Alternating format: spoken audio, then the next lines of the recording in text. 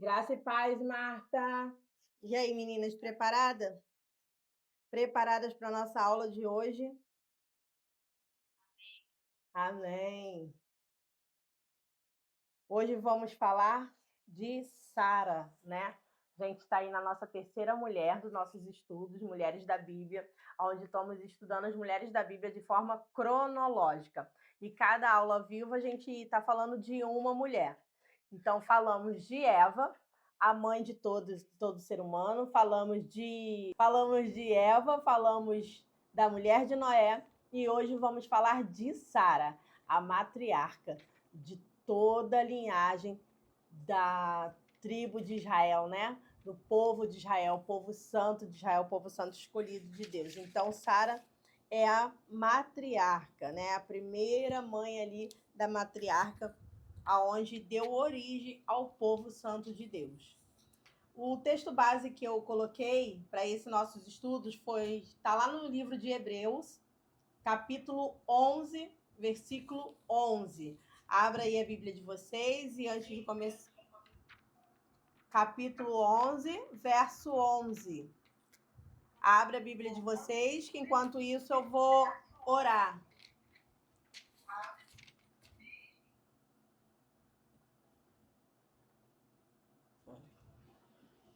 Vou estar orando para dar início ao nossos estudos. Senhor, meu Deus e meu Pai, Pai amado, Pai querido, Senhor, desde já queremos aqui, Pai, agradecer por mais um dia, Pai, por mais uma vez estarmos em Tua presença, Pai. Mais uma vez, Senhor, podemos estar aqui desfrutando da Tua palavra, Pai. Pai amado, Pai querido, queremos também nos colocar diante de Ti, Senhor, para pedir perdão, Pai. Perdão pelos nossos atos, pensamentos, perdão por nossos pecados, Senhor, conscientes e inconscientes, Pai.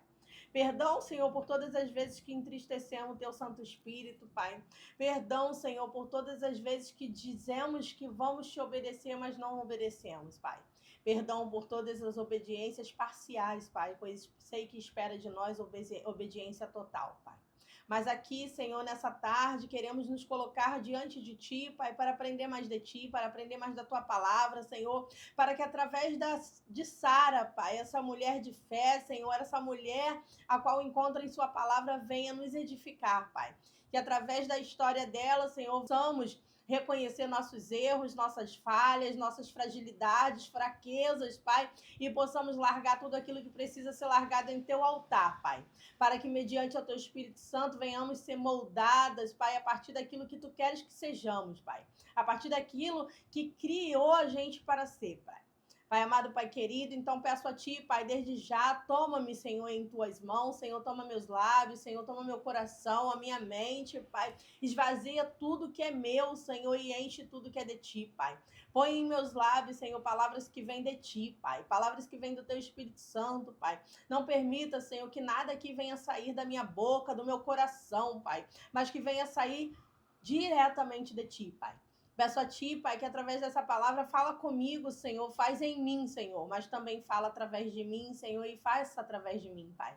Que essa palavra, Senhor, possa alcançar o coração de todas essas mulheres que estão aqui no online, ao vivo, Senhor, e também naquelas que vão ver depois de gravado, Pai. Peço a Ti, Senhor, que desperta, Senhor, em nós essa palavra, Pai, aquilo que precisamos nos posicionar diante de Ti, Pai. Pai, mais uma vez eu te peço, Pai. Faça em mim, Senhor, e faça também através de mim, Pai. Tudo aquilo que possa querer impedir, Pai, o Teu trabalhar, o Teu agir, vai cair por terra em nome de Jesus, Pai. Todo impedimento, todo laço, toda amarração, Pai, tudo aquilo, Senhor, que o inimigo pudesse se colocar diante de nós aqui para impedir o nosso entendimento, para impedir aquilo que Tu queres fazer, Pai, que venha cair por terra em nome de Jesus, Pai. Que todo laço venha a ser desfeito, Pai, que toda corrente venha a ser quebrada, Pai, que haja libertação, Pai, que haja cura, Pai, que haja transformação, Pai, que diante do Teu altar, Senhor, possamos nos reconhecer, Senhor, para que através do Teu sangue, Senhor, nós possamos ser modificadas, transformadas para a Tua honra e para a Tua glória, Pai. Mais uma vez eu te peço, Senhor, faça no meio de nós, Senhor.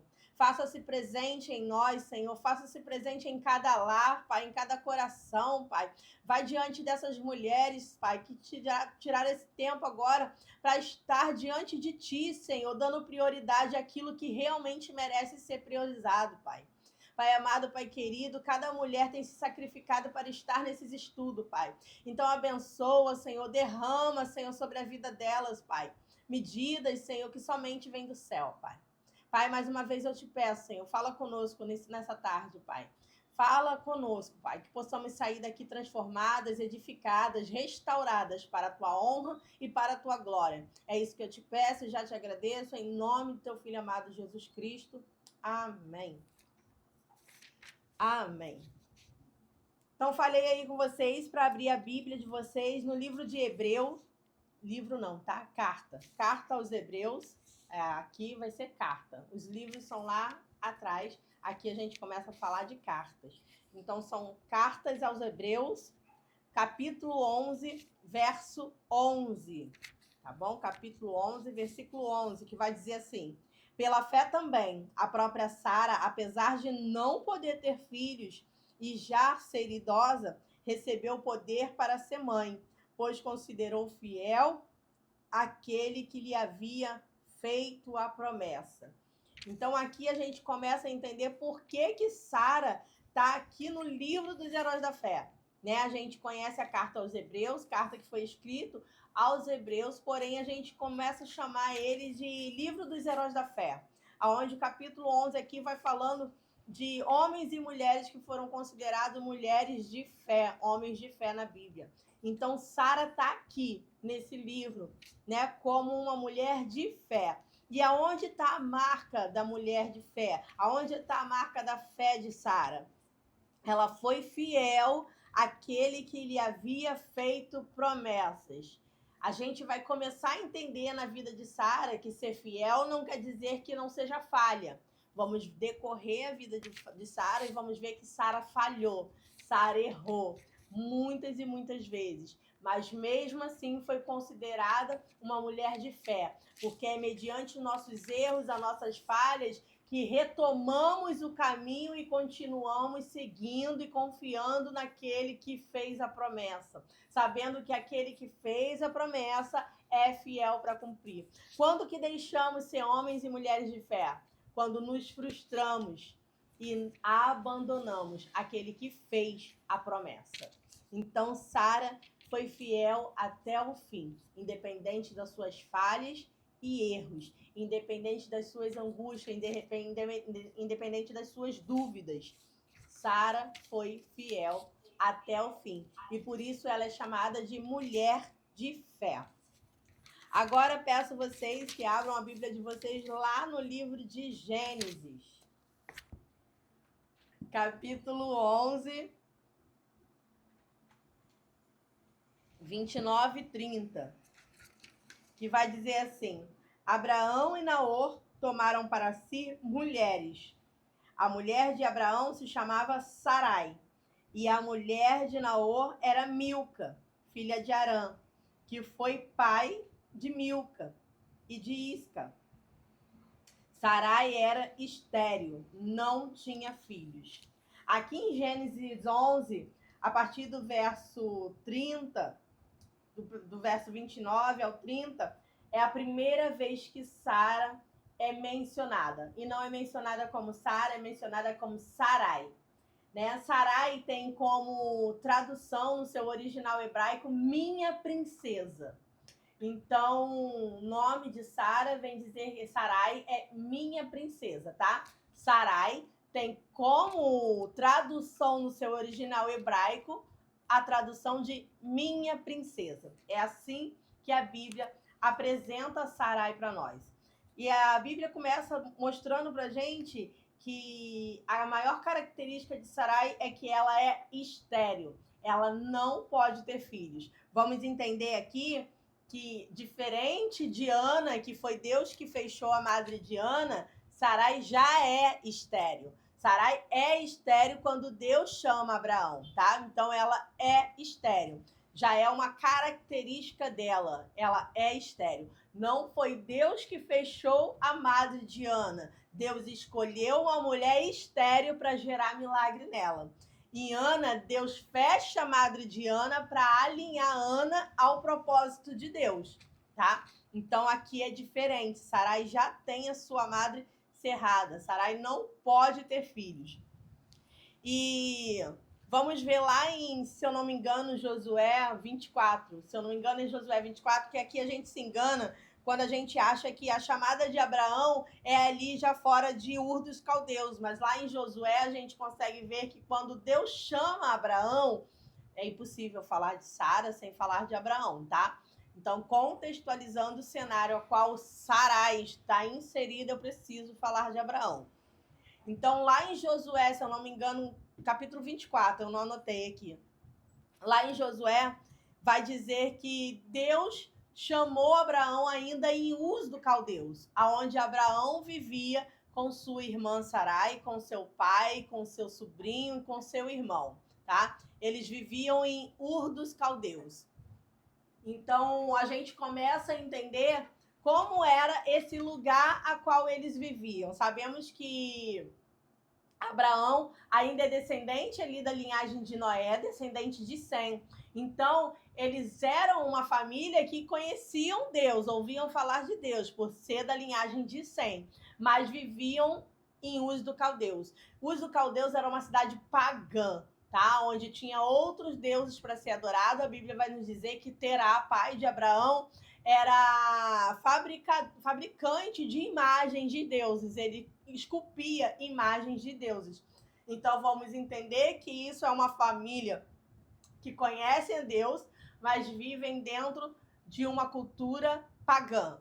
Provavelmente, a Bíblia vai nos mostrar em algumas passagens que essa família também poderia ter alguns características também de pagãos, tá? Eles poderiam estar ali dividindo a sua adoração a Deus e também aos deuses ali de Ur dos Caldeus. Por quê? Porque Terá, como descendente de Sam, ele não deveria nem esculpir imagens. Então, se ele trabalhava esculpindo imagens, quer dizer que ele já estava ali se dobrando a cultura de Ur dos Caldeus. Então, é nesse cenário que Deus chama Abraão, tá? É dentro desse cenário que Deus brada para Abraão e fala: Abraão, sai da tua terra e do meio da tua parentela. Essa é a mensagem para Abraão. Sai da tua terra e do meio da tua parentela. Mas, Vanessa, aqui em Gênesis a gente começa o relato da chamada de Deus para Abraão no capítulo 12. E mostra ali, né? Partiu, pois Abraão com seu senhor, ele havia ordenado, e Ló foi com ele. Abraão tinha 75 anos. Aqui já é de outro lugar que eles estão saindo. A Bíblia não é escrita em ordem cronológica, por isso a importância de ler a Bíblia em ordem cronológica. Então a gente vai pegar lá em Josué, quando cita a chamada de Abraão, a gente vai ver que Deus os tirou ainda de Ur dos Caldeus. E aí o que acontece aqui? A gente costuma olhar para os personagens bíblicos e sempre exaltá-los, sabe? Mas não é dessa forma que acontece. Abraão é chamado homem de fé, mas a gente vê que Abraão falha. Sara é chamada de mulher de fé, mas ainda assim ela falha. Então, aquilo que vai nos moldar é a nossa fé e não a nossa falha. A gente precisa ser reconhecida por Deus pela nossa fé e não pelas nossas falhas. Porque falharemos. Nós somos seres humanos, nós vamos falhar, tá? Então, a gente precisa caminhar em fé. Mesmo falhando, eu tenho que falhar, eu tenho que reconhecer a minha falha, me arrepender e estar no caminho do Senhor. Eu não posso me desviar desse caminho. Eu não posso me desesperançar da promessa, porque aquele que prometeu é fiel para cumprir. Por isso que o nosso alicerce tem que ser a palavra daquele que fez a promessa. O nosso alicerce não tem que ser a promessa, mas o nosso alicerce tem que ser aquele quem fez a promessa. Porque aquele que fez a promessa, ele é fiel para cumprir. Fiel para cumprir o quê, Vanessa? A palavra dele. Porque Deus, ele é fiel à palavra dele. Então aí está onde devemos ser reconhecidas como mulheres e homens da fé, porque confiamos fielmente a palavra dele. Ainda que nos entristecemos, ainda que nos desanimamos, ainda que tentamos de alguma forma burlar para conseguir as promessas, mas é preciso reconhecer aonde errou e continuar firme no caminho da fé. Fé firme na palavra daquele que fez a promessa. Então é aqui que conhecemos essa família, onde Abraão e Sara são chamados e conhecidos na Bíblia como homem e mulher de fé. Tanto Abraão quanto Sara estão no livro de Hebreus, no livro de Heróis da Fé. Então Deus chama Abraão nesse cenário, na cidade de Ur dos Caldeus. E a gente costuma dizer assim, queria ser obediente como Abraão. Abraão não foi sempre obediente. Abraão desobedeceu. Porque Deus, quando chama Abraão, Deus chama Abraão na cidade de Ur dos Caldeus e fala o quê? Sai da tua terra, do meio da sua parentela. E Abraão faz o quê? Ele sai levando consigo a tua parentela. Então ele não obedeceu, ele obedeceu parcialmente. Obedecer parcialmente não é obedecer, tá bom? O que Deus espera da minha vida e da sua vida é obediência total. É obediência a tudo que ele nos pedir. Se ele falar, sai da tua terra e do meio da sua parentela, é para sair da tua terra e deixar a sua parentela. O problema é que a gente quer se apegar a coisas que o Deus já mandou largar, Deus já mandou abandonar. Ele quer nos levar para outro nível, ele quer nos levar para outro lugar, mas a gente está preso em algumas coisas que Deus já mandou abandonar. Então, nesse primeiro momento, Abraão sai, ele obedece em sair, mas ele não obedece em deixar a sua parentela. Porque, de fato, Abraão tinha que sair e deixar a tua parentela. Que parentela, Vanessa? Pai, sobrinho. Mas não é isso que ele faz. Ele leva o pai, ele leva o sobrinho e vão caminhando, porque Deus ainda não deu o destino, tá? Deus só fala, sai da terra e da tua parentela. E não dá o destino. E ali, quando chega aí em Harã, quando chega em Harã, eles se estabelecem ali. E ali Abraão fica muitos e muitos anos. Por quê? Abraão tinha um filho, um irmão chamado Harã. E quando chegam na cidade de Harã, na terra de Harã, eles estabelecem ali e ali ficam por muitos e muitos anos. Que aquela família estava passando por um luto, né? Tinham perdido, Terá tinha perdido seu filho Harã e Abraão tinha perdido seu irmão Harã. Por isso que Abraão é tão pegado ao seu sobrinho Ló, que é filho de Harã. E quando chegam ali nessa cidade, ali eles montam tenda e ali eles ficam por muitos e muitos anos, presos naquilo que não era para estar.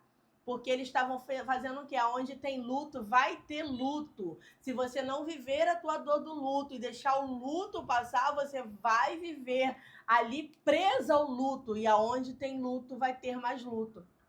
Ficaram presos ali durante muito tempo, durante muitos anos em Harã, até que Terá morre em Harã. Terá não superou o luto. Terá morreu no luto, porque Terá se apegou à cidade pela cidade ter o nome do seu filho já morto. Então Terá não superou o luto. E quem não supera luto, acaba se lutando. Então, depois que o pai de Abraão morre, aí sim Abraão agora pega seu sobrinho Ló, sua esposa Sarai e sai rumo a Canaã. Ainda sem destino, ele sai. E aí você vê que durante toda essa caminhada, Deus não fala mais com Abraão. Deus não fala mais, porque a ordem foi clara: sai da tua parentela e do lugar que eu te... sai da tua terra e da tua parentela. Só que por Abraão não deixar a tua parentela, Deus não fala mais. Muitas das vezes o silêncio de Deus vem na minha e na sua vida porque não estamos obedecendo completamente a Deus. Porque Ele está esperando de nós obedecer mais alguma coisa que só obedecemos por metade. Que é o caso deles aqui. Por que Deus não fala mais a Abraão? Abraão só volta a falar com Deus quando o sobrinho Ló vai embora. Porque a ordem de Deus foi deixar toda a tua parentela. E aí Abraão vai andando com Deus, mas sem ouvir a voz de Deus, porque ele estava obedecendo parcialmente. E aí, quando chega num certo momento, eles têm um desentendimento por causa dos rebanhos que vão crescendo muito. E aí sim, Abraão separa do seu sobrinho Ló. Eu cortei uma parte aqui da história, né? Mas vou voltar nela. E só depois que eles se separam é que Deus brada do céu. Mas antes disso acontecer, a gente vai ver que no decorrer da caminhada de Abraão, Abraão mentiu mais vezes. E uma das coisas que chama atenção é que todas as vezes que Abraão mente é por causa de Sara. Porque a palavra vai nos dizer que Sara era muito, muito linda. Que a beleza dela era encantadora. E aonde eles chegavam, Abraão temia de se apaixonarem por Sara e matarem Abraão. E a gente vê que aonde eles chegavam, era isso que acontecia. Reis, faraó, se encantavam com Sara e ali pegavam Sara para fazer parte de seu harém. E o que a gente pode aprender em relação a isso? Sara, né, que a gente está falando de Sara e acabou que eu fui levando o rumo para Abraão. Sara, por ser uma mulher extremamente bonita, ela encontrava favor diante dos homens. Ela encontrava favor e bênçãos diante dos homens. A gente via que quando reis ou faraó se encantavam com Sara ali, levavam para o seu harém disposto a pagar dotes. Então, por causa da beleza de Sara, ela recebia instantaneamente favor e bênçãos do homem. E isso já começa a moldar um pouco o caráter, a personalidade de Sara. A partir daí a gente começa a entender alguns posicionamentos, algumas ações, algumas atitudes de Sara, por causa de sua beleza. E como ela recebia instantaneamente favor dos homens, acaba que ela se acostuma em receber, né? Assim, instantaneamente. Podemos concluir com isso que Sara parecia ser uma mulher mimada, né? A gente vai ver no decorrer da história, a gente vai ver em algumas atitudes de Sara que ela era mimada. Apesar de não ter sua madre, né, aberta ali para poder gerar filhos, e creio eu certamente que ela deve ter sim passado por humilhações, por rejeições, ainda assim ela tinha a fidelidade e o amor de Abraão, porque aquele tempo, era possível se ter outra mulher caso a tua mulher atual não tivesse filhos, mas a gente vê que a gente consegue ver que ela sofreu sim por tudo isso, mas ela sempre teve um marido muito acolhedor, muito companheiro do lado dela, que era Abraão. Por quê? Naquele tempo era necessário ter filhos, né? Para continuar toda uma linhagem, ainda mais partindo de uma linhagem de Sem, que carregava já promessas. Então, Sara não tinha filhos e tu não vê a preocupação de Abraão antes do chamado de Deus em ter filhos. Ele não pega uma concubina, ele não pega uma segunda esposa para gerar filhos, apesar da gente ver isso acontecer depois em várias outras ocasiões. Abraão não faz isso. Então a gente vai ver no decorrer da história que Sara era essa mulher que encontrava esse favor, né, diante dos homens. Mas diante de Deus não é assim que acontece. Porque Sara encontrava favor diante dos homens por causa da sua beleza, né? Que ela era exuberante, ela era linda mesmo de chamar a atenção. Mas Deus não nos escolhe, não nos abençoa, não nos convida para fazer parte do plano dele por causa do nosso exterior, nem por causa das nossas habilidades, nem por causa dos nossos dons e talentos. Não, isso tudo ele dá, isso tudo ele faz. Deus nos convida a fazer parte do plano dele e ele nos abençoa quando somos moldadas a receber, ainda mais se é para fazer parte da aliança dele. Então, a gente vai ver que nesse decorrer, Sara é citada muitas das vezes por sua beleza.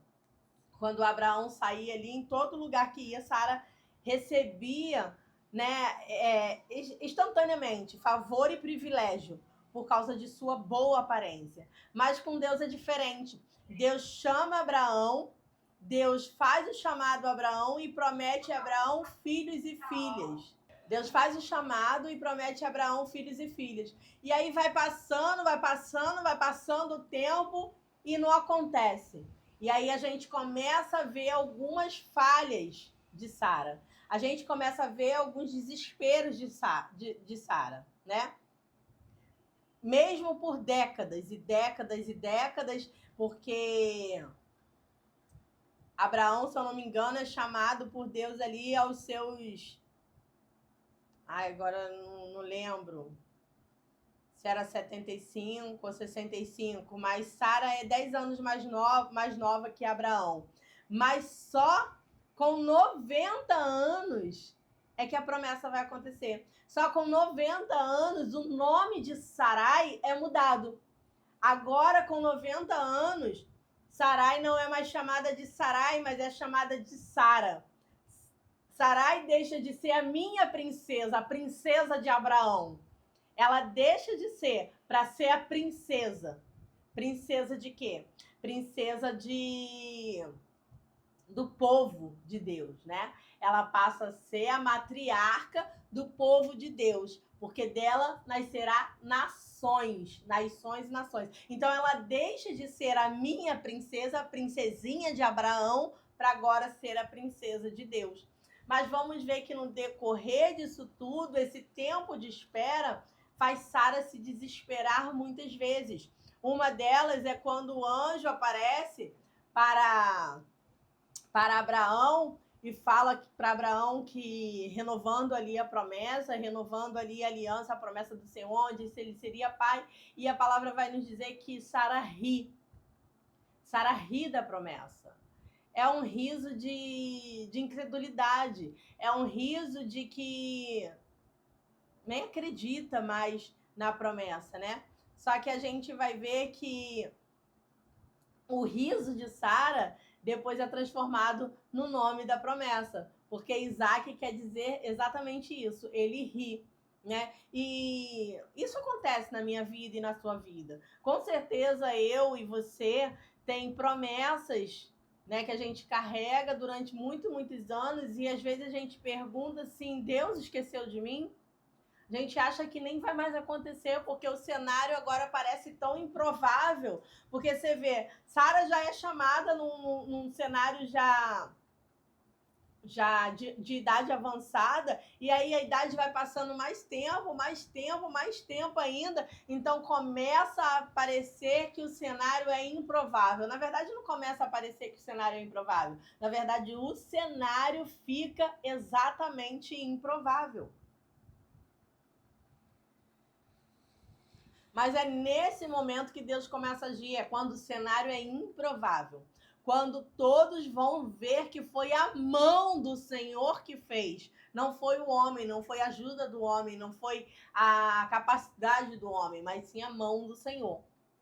Só que antes disso acontecer, a gente vê que num ato de desespero, ali quando Abraão vai para o Egito e onde Abraão mente ali que Sara era sua esposa e Faraó toma Sara para ele, e aí Deus acomete ali com algumas maldições sobre a vida de Faraó, e Faraó descobre que Sara é esposa de Abraão, e quando Faraó manda Abraão embora, Abraão sai do Egito com algumas bênçãos, né? A palavra vai dizer que ele levou ouro, levou prata, levou escravos e escravas. Então, nesse momento aí, é bem provável que entre na vida de Abraão e Sara a serva, a escrava Agar.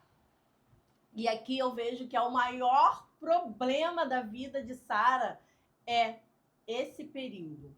É aqui a maior decadência de Sara. É aqui que muitas das vezes atrasamos a nossa promessa quando tentamos dar o nosso jeitinho, né? A gente vai ver que nesse exato momento Sara tinha um homem que era fiel. Abraão nunca cogitou em ter outra esposa que pudesse dar a ele filhos e filhas. Só que nesse momento Sara já está desesperada, porque o cenário está começando a ficar improvável. Porque penso eu que no momento que ainda tinha o seu ciclo menstrual, ela achava que ainda era capaz de gerar. Mas penso que no momento que não tenha mais seu ciclo menstrual, que a idade já está muito avançada, e aí Sara começa a perceber ou começa a entender que o problema para a promessa se cumprir era ela. Sara entende que Deus não queria fazer ela gerar. Só que na verdade não é esse. Quando Deus chamou Abraão, Deus chamou com certeza Sara também.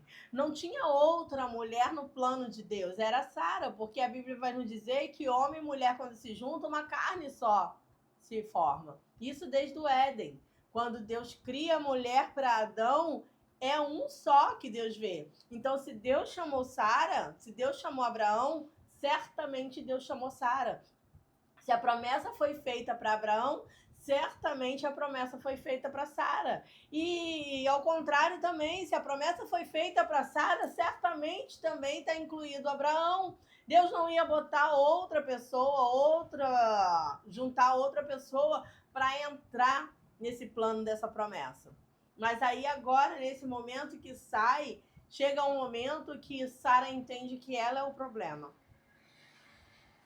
E muitas das vezes o problema, sim, é nós, tá? Mas o problema pode ser nós por não estar alinhado ainda ao tempo de Deus, porque existe um tempo determinado para todas as coisas. Deus sabe o tempo para todas as coisas. Mas muitas das vezes atrasamos esse tempo porque não nos alinhamos a Ele. A promessa vai se tardando porque não estamos alinhados da promessa. Não é que a promessa está demorando, é nós que não estamos nos alinhando para receber a promessa. A saída do povo do Egito era para ser somente de 11 dias, mas dura 40 anos. Aquela geração nem sequer entra na terra prometida por causa de murmurações, reclamações. Então, Sara, ela estava muito ansiosa. Sara queria ver a promessa logo e não soube esperar o tempo. Ali, depois de sair do Egito, que receberam servas e servas, a Sara fala para Abraão que não vai vir dela o filho da promessa. Então, Sara sugere que Abraão se deite com sua serva Agar. Né? Penso eu que Agar devia ser uma mulher íntima ali, apesar de serva, poderia ser uma mulher íntima de Sara, porque penso eu que não é qualquer mulher que a gente pega e fala para o marido e se deitar e ter filho. Então penso que a serva Agar era sim uma mulher de muita intimidade. E aí Sara dá essa ideia para Abraão, para que Abraão venha se deitar com a serva Agar e que dela viesse o filho da promessa. E Abraão aceita, porque a mulher, quando quer alguma coisa, ela sabe persuadir. A mulher, quando quer alguma coisa, ela sabe manipular. Então, eu penso que Sara ficou ali no ouvido de Abraão, né, mostrando para ele que a promessa não seria por causa dela e até que então que Abraão decidiu se deitar com a serva Agar. E Agar engravidou. Agar engravidou e teve Ismael. Só que depois a gente vai ver que quando Agar tem Ismael, começa ali agora uma implicância de Sara com Agar. Porque o maior problema da minha e da sua vida é querer contar coisas, inserir pessoas em nosso contexto que não merecem estar em nosso ambiente íntimo. Tem pessoas que é fora da nossa casa, tem pessoas que entram na nossa casa, tem pessoas que podem conhecer a nossa vida, saber da nossa vida, outras não.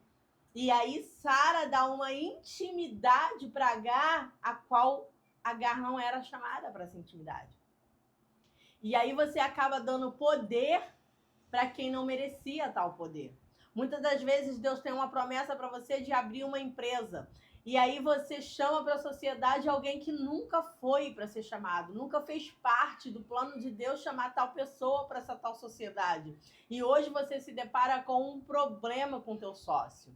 Às vezes Deus fala para você que vai te levar para uma casa própria em tal lugar. E aí Satanás vem aqui e te apresenta algo parecido com aquilo que Deus te prometeu. E aí você aceita sem ao menos consultar a Deus se é mesmo aquele lugar da promessa, se é mesmo. E aí a gente vai entrando em atalhos que são armados por Satanás, são expostos por Satanás, porque para alcançar a promessa de Deus não existe atalho, existe espera. Não tem atalho para alcançar as promessas de Deus. Existe o tempo de espera. O tempo de espera nos traz alinhamento, nos traz processo que precisa ser amadurecido. É isso que nos leva à promessa de Deus. O que nos leva à promessa de Deus é uma vida de intimidade e obediência a Deus. E é preciso passar pelo processo. Só que muitas das vezes achamos o atalho e queremos dar o nosso jeitinho. E Satanás sabe que a gente tem pressa, que a gente é ansioso, então ele sempre tem uma segunda opção diante de nós, diante de nossos olhos. E aí você acaba vivendo aquilo que não é da promessa de Deus. Parece promessa, mas não é. Nem tudo que parece é. Muitas das vezes você está num lugar onde não é onde Deus te queria, mas porque você usou o atalho, agora você está presa num lugar onde não era que queria e não consegue acessar o lugar da promessa. Porque usou de atalho. Porque quis pular processo. Isso é o erro nosso.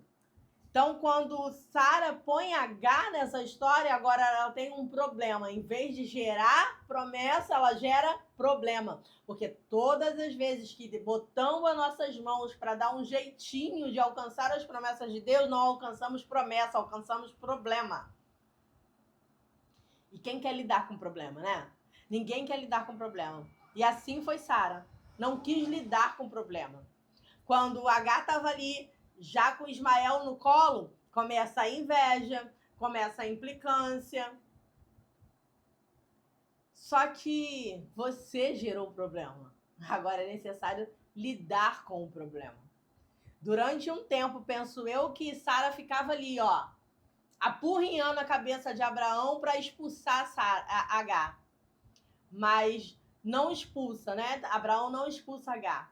Sara teve que lidar com esse problema durante 13 anos. Foram durante 13 anos que Sara precisou lidar com um problema chamado Agar e Ismael. Não porque Deus traçou esse plano, mas porque Sara tentou dar um jeitinho para alcançar as promessas de Deus. Não tente dar jeitinho. Quando a gente dá jeitinho, a gente não alcança a promessa, a gente atrasa a promessa. Guarda isso no seu coração. A gente atrasa a promessa. E quando a gente atrasa a promessa ou cria algum problema, tentando dar um jeitinho para alcançar a promessa, vai gerar problema. E se gerou problema, aprenda a lidar com seus problemas. E aquilo que parecia ser um atalho começa agora a ser instrumento de Deus para lapidar Sara para a promessa. Porque é nesse período onde Sara tem que aprender a sobreviver, a viver com H e Ismael, é que ela nunca mais tentou dar um jeitinho. Ela foi se alinhando ao tempo da promessa. E aí, quando chega aquele anjo falando para Abraão que o tempo chegou, Sara riu. Porque a gente tenta dar um jeitinho e a gente acaba se frustrando. E a gente olha para o cenário e acha que a promessa não vai mais acontecer. Que é impossível acontecer. Porque o cenário nem é favorável.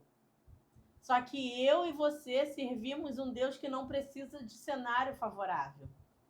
Ele precisa de joelho e coração quebrantados diante dele. Ele precisa de joelhos e corações posicionados diante dele.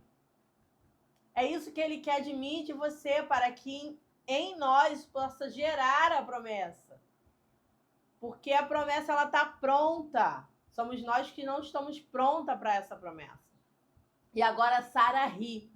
Um riso de incredulidade. Um riso porque ela sabe que o cenário é improvável, que o cenário é impossível. Mas é agora, nesse cenário, que Deus vai agir. É nesse cenário onde você acha que não tem mais saída, que não tem mais jeito, não tem mais solução, é que Deus entra com um milagre. É onde Deus entra com a promessa. É onde Deus entra com o sobrenatural na minha e na sua vida. O cenário precisa ser improvável. O cenário precisa ser impossível para que homens possam agir. O cenário precisa estar perfeito para que todos entendam que foi a mão do Senhor que gerou a promessa em nossas vidas. Só que agora nasce Isaac. Isaac nasce. E ali no desmamar e na cultura judaica a gente vai ver que seu desmamar era ali em volta dos 6, 7 anos, aonde Sara mais uma vez tem um desentendimento ali com Agar, agora por causa dos meninos que estão crescendo junto, porque olha como é que é. Muitas das vezes a minha escolha e a sua escolha de tentar dar um jeitinho para alcançar a promessa vai gerar um problema para gerações.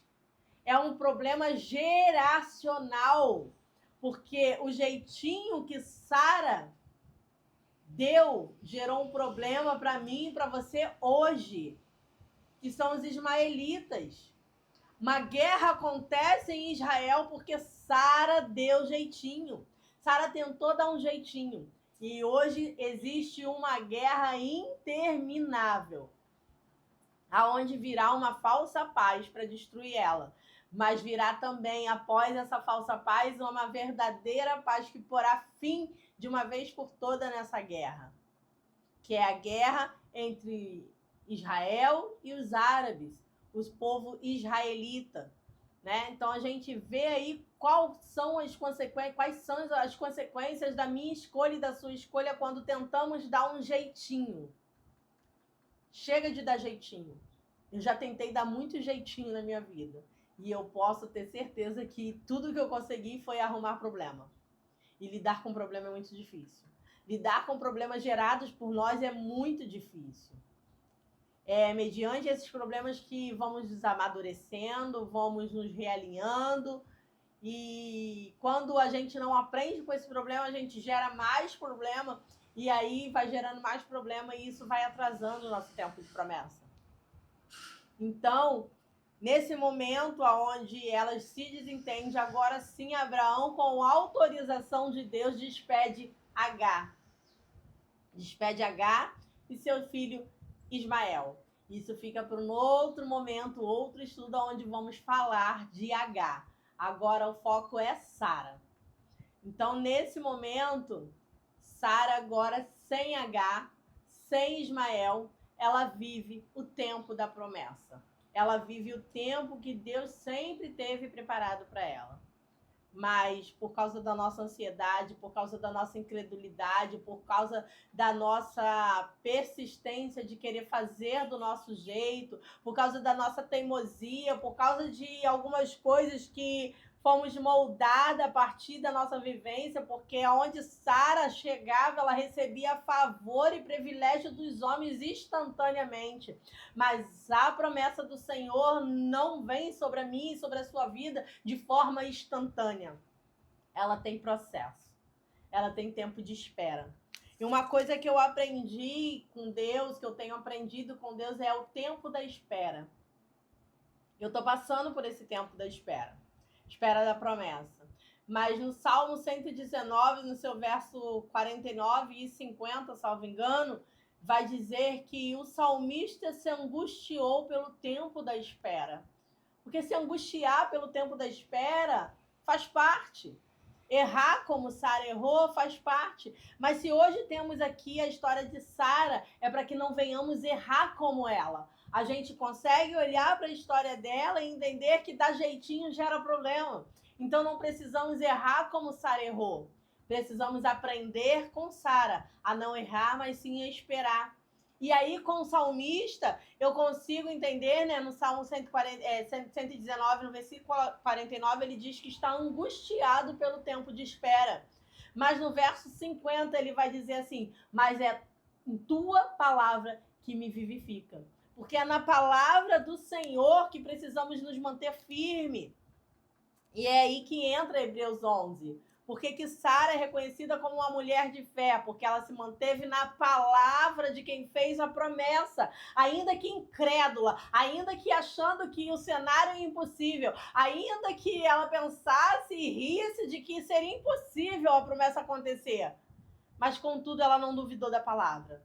Contudo, ela não duvidou da palavra do Senhor. Ela até riu, mas ela não duvidou.